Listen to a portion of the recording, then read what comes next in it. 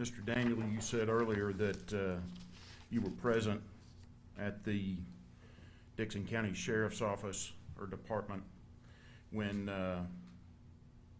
Mr. Daniels was given his polygraph examination and was later interviewed. Is that correct? It was at the Dixon Police Department. Oh, Dixon Police Department, I'm sorry. Yes. And you said you were there in the police department. Where were you located? Were you outside the door where the polygraph examination was taking place? For a period of time, I was towards the end, yes. Okay, and how long were you outside the door? Probably, I don't know, 30 minutes, 40 minutes maybe. And that was toward the end of the polygraph or the post-polygraph examination, correct? Yes. And you could hear Mr. Daniels inside the interview room during that time, couldn't you? Somewhat. And you could tell that he was upset, correct?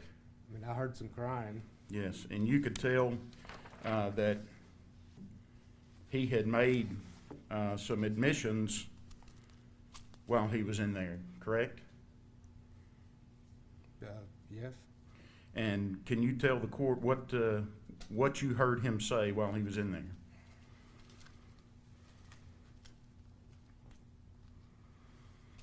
I can't, without my notes in front of me, I don't want to be, if I wrote it down wrong, I don't want to be wrong. Okay. Your Honor, may I approach the witness? You may. Well, you did, you made a report and signed that regarding the incident there on April the 6th. Is that correct? Yeah.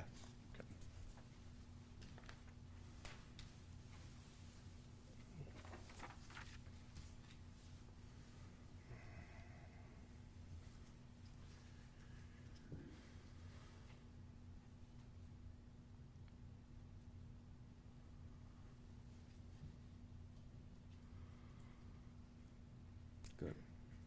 So do you recognize that document? Yes. And has that, does that refresh your recollection of exactly what happened that day? Most part of it, yeah. Okay.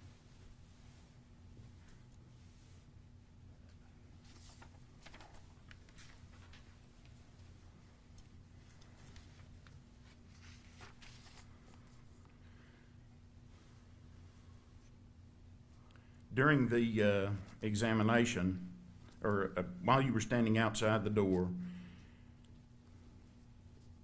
you heard Mr. Daniel make some admissions. What were those? That he let him out of the house. And what else? That he beat him. Okay.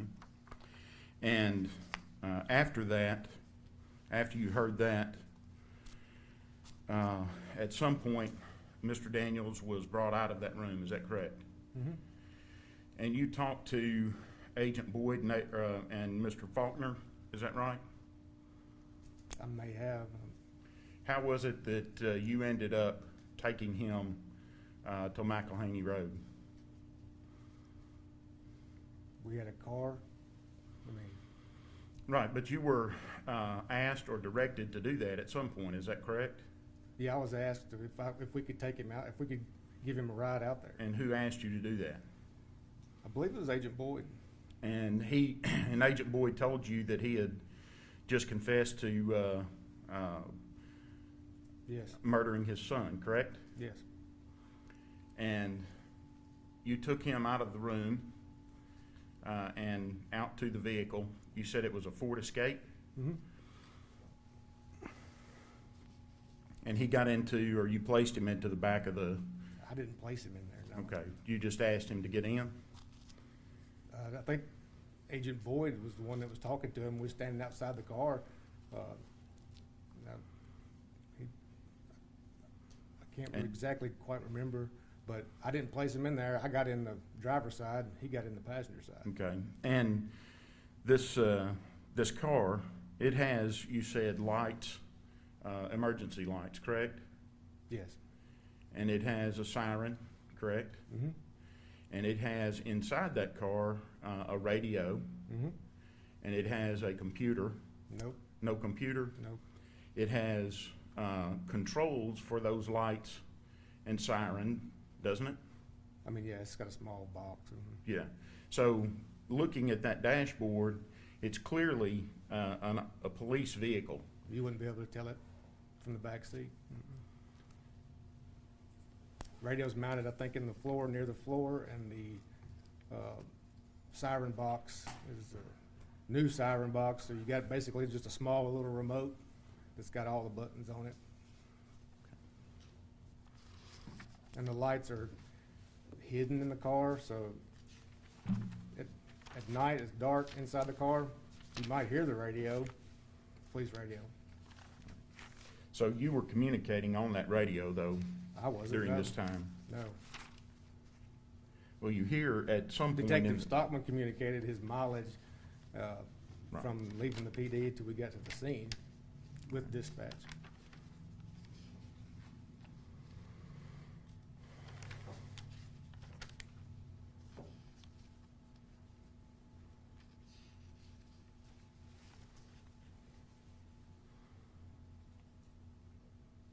When you were, this is going back to the room and the interview, while you were standing there for approximately 30 minutes outside the door toward the end of the interview, were you asked to stand there No. by anyone? No.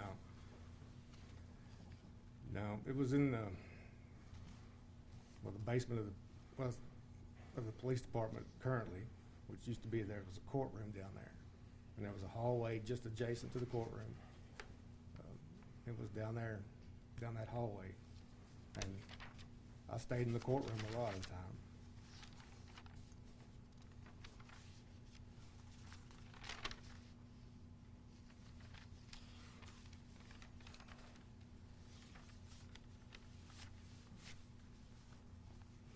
Now, you did not, you were not present when he was Mirandized during the polygraph examination, is that right? No, So you did not see or hear that happen. no, sir.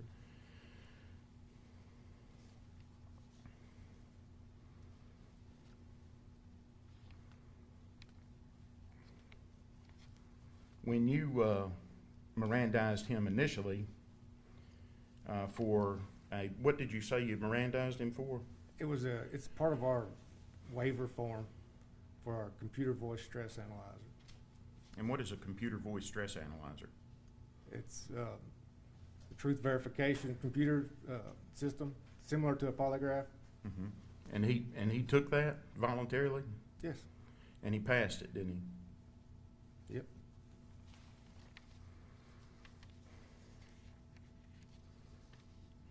Did you, prior to the time that you, or when you were giving him those Miranda warnings, did you make any kind of assessment as to, or have any idea of his education level, or if he'd been to college or graduated high school, anything of that nature? I don't remember off the top of my head. So you don't know? Not right now, no, I don't. Okay. And do you have any idea if he'd had any kind of prior dealings with law enforcement, or had ever been advised of his rights before? No. So you don't know if he'd ever been Mirandized before? No, sir. What about his mental health? You didn't ask him any kind of questions or anything to determine whether or not he had any kind of mental illnesses or was taking any kind of medication, did you? I believe so. I did. At the bottom of our waiver, it asked that question. And what does it say on that waiver?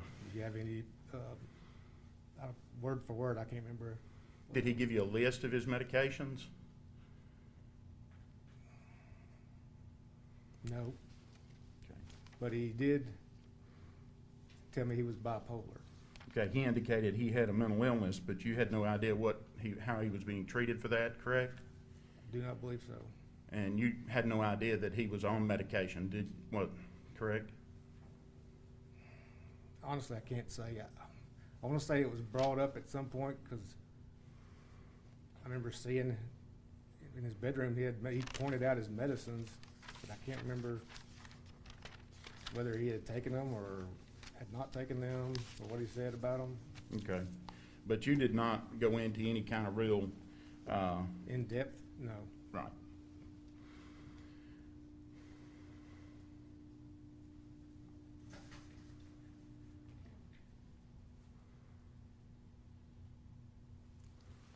And he was being taken out to, ostensibly to locate the body of Joe Clyde. Is that correct? Yes, sir. And when you got there, that you were not able to locate the body at that point. No, sir. During your ride with him, you never did re-advise him of his rights, did you? No, sir. Never asked him anything pertinent. You didn't say anything to him about his right to remain silent, his right to counsel, anything of that nature? No, sir.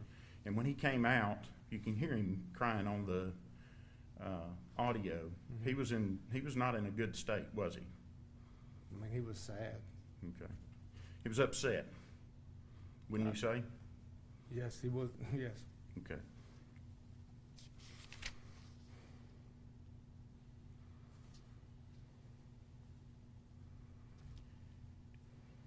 He had not, as you said earlier, been charged with murder at that time, correct? Correct. But he was suspected, obviously, of that. Yes. And he had been placed in a car with you to go locate the body of this murder victim. Correct. And had you gotten out there to that property and he got out and just said, "I'm leaving, I don't want to be here anymore," and walked off, you would not have let him go, would you? No. So he was not free to leave, was he? No. He just admitted to killing his son. So, no. That's all I have. Redirect. No questions. Thank you, Officer. Then you may sit down.